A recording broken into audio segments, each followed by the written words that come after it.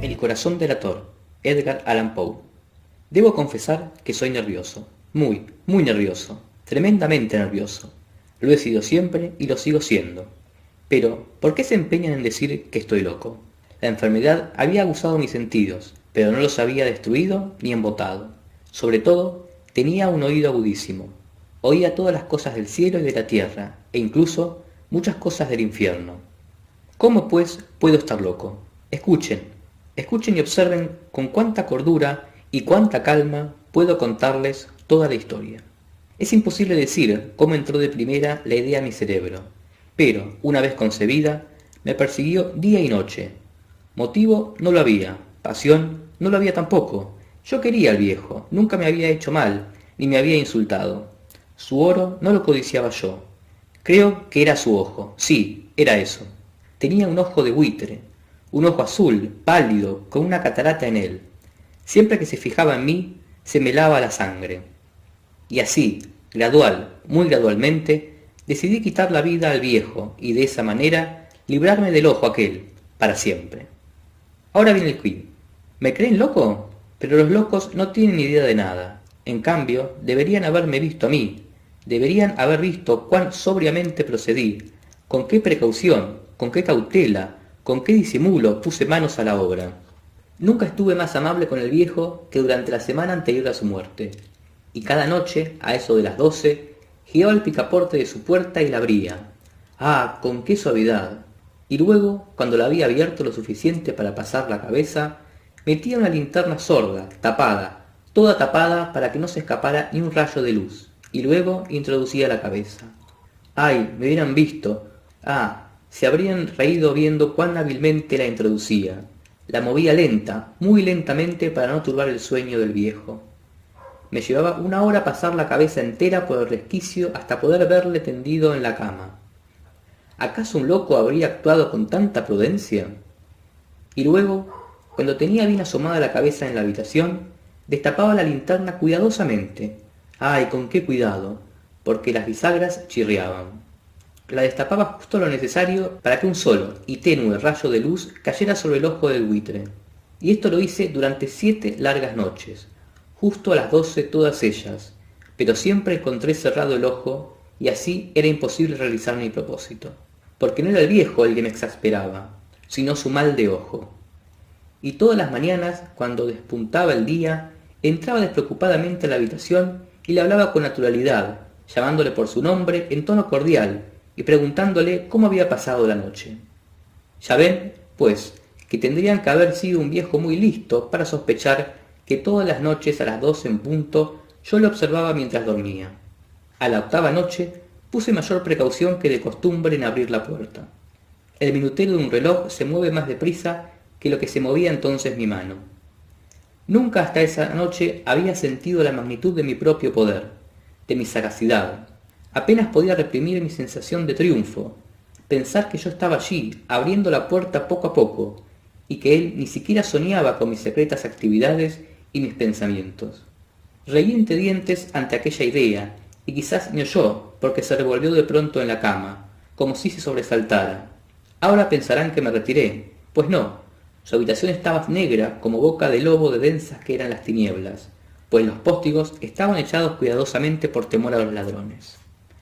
Yo sabía, por lo tanto, que él no podía ver el resquicio de la puerta y continué empujándola poco a poco, poco a poco.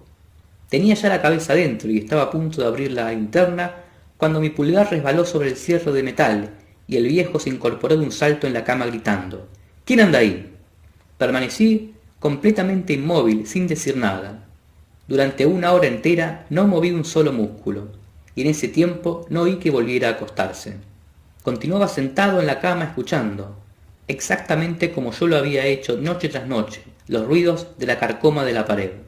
Luego percibí un débil gemido y supe que era un quejido de quien expresa el terror mortal. No era un gemido de dolor o aflicción, oh no, era el sonido quedo y ahogado que sale del fondo de un alma abrumada de espanto. Yo lo conocía perfectamente. Muchas noches, al filo de las 12, cuando todo el mundo dormía, había brotado en mi propio pecho, intensificándose con su pavoroso eco los terrores que me enloquecían. Repito que lo conocía perfectamente. Sabía lo que el viejo estaba sintiendo y me compadecía de él, aunque la risa me llegase al corazón. Sabía que él continuaba despierto a raíz del primer leve ruido, cuando se dio la vuelta en la cama, y desde entonces sus temores habían ido en aumento. Había estado diciéndose a sí mismo: no es más que el viento en la chimenea, o tan solo un ratón que ha corrido por el suelo. También pudo decirse: es simplemente un grillo que ha dejado escapar un chirrido. Sí, había estado probando a darse ánimos con esas suposiciones, pero todo era en vano. Todo en vano, porque la muerte, al aproximársele, había proyectado su gran sombra negra envolviendo en ella a la víctima. Era la influencia fúnebre de la sombra invisible la que le hacía sentir, aunque no viera ni oyera, sentir, sí, la presencia de mi cabeza dentro de la habitación. Cuando hubo esperado largo rato, con la mayor paciencia, sin oír que se echaba de nuevo, resolví abrir una pequeña, muy pequeña rendija en la linterna. Así lo hice. No se pueden imaginar cuán furtivamente, con cuánta suavidad, hasta que al fin un único rayo de luz, tenue como un hilo de telaraña, salió de la abertura y fue a caer de lleno sobre el ojo de buitre. Estaba abierto, abierto por completo, y al mirarlo me enfurecí. Lo vi con perfecta nitidez, todo él azul mate, cubierto con un repugnante velo que me helaba hasta la misma médula de los huesos. Pero no alcanzaba a ver nada más de la cara ni el cuerpo del viejo, y es que había dirigido el rayo de luz como por instinto, exactamente sobre el maldito punto. ¿No les he dicho que lo que toman por locura no es sino hiperesteresia de los sentidos? Pues aseguro que me llegó al oído un sonido quedo, sordo y bobo, como de un reloj envuelto en algodón. También conocía perfectamente ese sonido. Era el latir del corazón del viejo. Él excitó mi furia, como el redoblar de tambor excita el valor de un soldado. Pero aún así me reprimí y continué inmóvil. Apenas respiraba, sostenía la linterna sin moverla. Probé a ver cuán firmemente podía mantener el rayo de luz sobre el ojo. Mientras tanto el infernal palpitar del corazón aumentaba. A cada instante se aceleraba y se intensificaba su sonido. El terror del viejo tenía que ser tremendo. El palpitar se hacía más y más sonoro cada momento. ¿Comprenden? Ya les he dicho que soy nervioso. Sí que lo soy. Y ahora, en la quietud máxima de la noche, en medio del lúgubre silencio de la vieja casa, un ruido tan extraño como aquel me excitaba hasta un terror incontrolable. No obstante, durante algunos minutos más me reprimí y permanecí quieto. Pero el latir se hacía más sonoro, más sonoro. Creí que me iba a estallar el corazón, pues ahora se apoderaba de mí una nueva angustia. El sonido aquel lo iba a oír algún vecino. Le había llegado al viejo su última hora. Con un penetrante alarido abrí del todo la linterna y me precipité en la habitación. Él gritó una vez, una sola vez.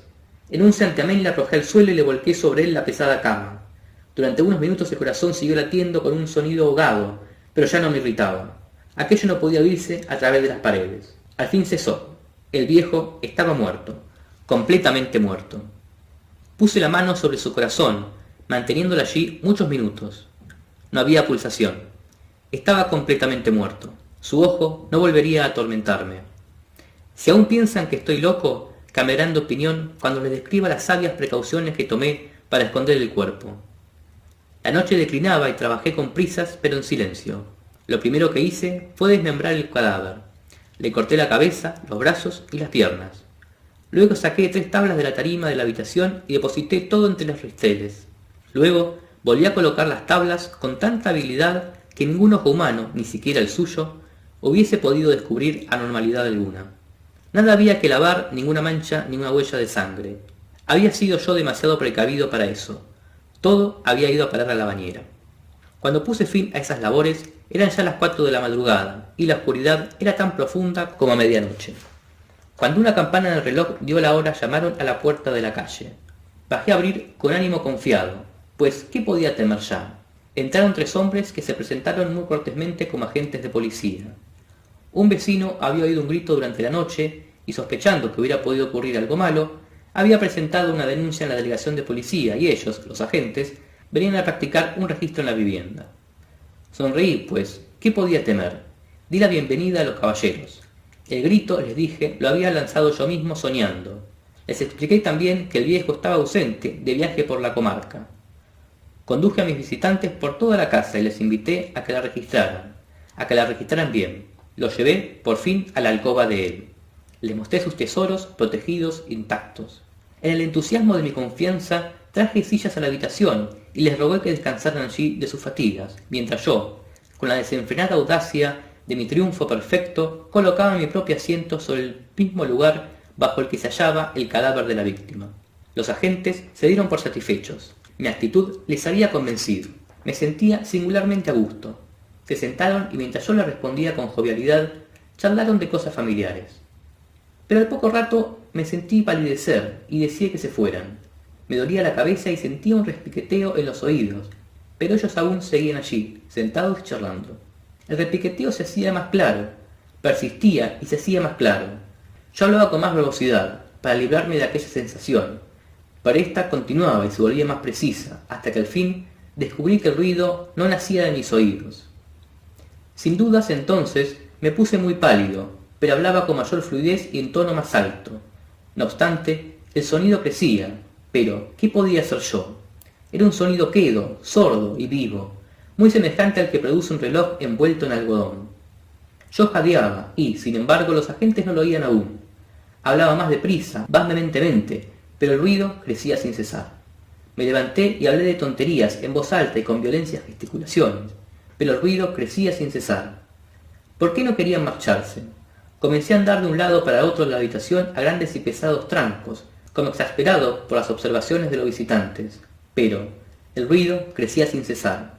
¡Oh Dios! ¿Qué podía hacer? Echaba espumarrajos, desvariaba, maldecía, balanceaba la silla en que estaba sentado y la hacía rechinar contra las tablas, pero el ruido se imponía a todo y aumentaba sin cesar. Se hacía más fuerte, más fuerte, más fuerte, y los hombres continuaban charlando placenteramente y sonreían. ¿Sería posible que no oyeran nada? Dios todopoderoso, no, oían, sospechaban, sabían, se estaban burlando de mi horror. Así lo creí y así lo creo. Pero cualquier cosa era mejor que aquella agonía. Cualquier cosa era más soportable que aquella burla. No podía aguantar más tiempo aquella hipócrita sonrisa. Comprendí que tenía que gritar o morir. Y ahora, otra vez. Escuchen. Más fuerte, más fuerte, más fuerte. Miserables, chillé. Dejen de disimular. Lo confieso todo. Arranquen las tablas. Aquí. Es el latir de su odioso corazón.